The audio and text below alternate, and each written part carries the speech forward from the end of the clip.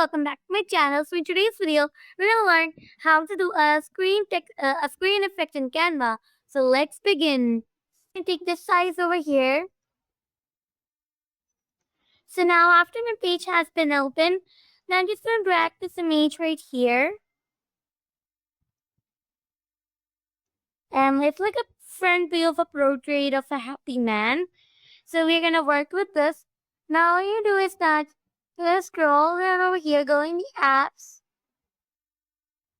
and you're just gonna type in here screen. Enter. Click on the first icon over here.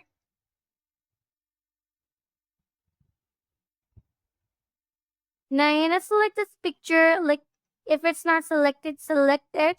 And then you're just gonna click on this half tone. Yeah, and I'm just gonna like do some setting like that. And then click on save. So I hope you loved this video. Don't forget to like, share, and subscribe. And don't forget to share it to your friends. I know this video was short, but it was direct and well explained. I hope you loved this video. And if you have any query regarding any video, you can always comment down, okay?